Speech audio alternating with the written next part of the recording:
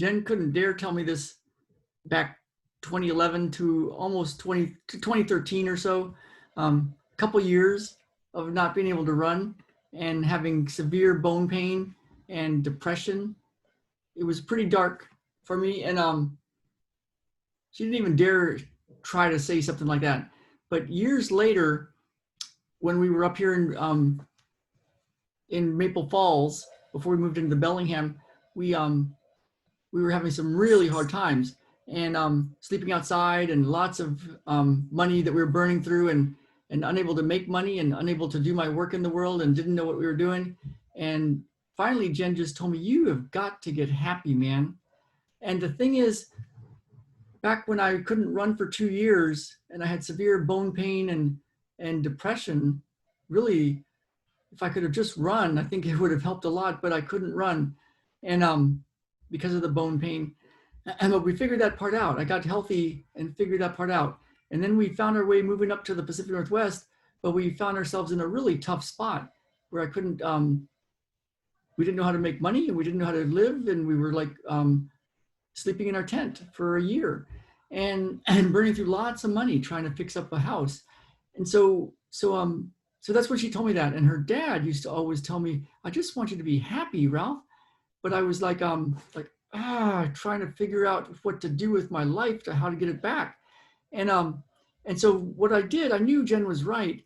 And so I started studying with a lot of coaches, a lot of healers. Wendy Hill was one of the first ones that really started tuning me into changing the inside of me first. And she calls herself a fairy godmother, your professional fairy godmother. And it helped a lot, and it started to shift. And then I got more coaches, and it started to shift, and I started to figure things out. And it's come to an amazing spot where I get to do stuff that was way bigger than I ever imagined I could ever be doing, helping people from all over the world with all sorts of health issues and getting their health back and getting their lives back. And one thing that happened today, we were out there. I did a 2-hour run on a beautiful trail, and overlooking Fragrance Lake, and then up above and looking out over the entire sound, the water, the bay, heading out to the ocean, and all these islands. They're called the San Juan Islands, and you could see for miles and look into the Canada, in the mountains of Canada and the snow-capped mountains, and I was right at the trees, the top of the trees, looking out over everything, and I was running back, and I've been doing a process that one of my clients said, I just want to get happy, and it brings happiness in.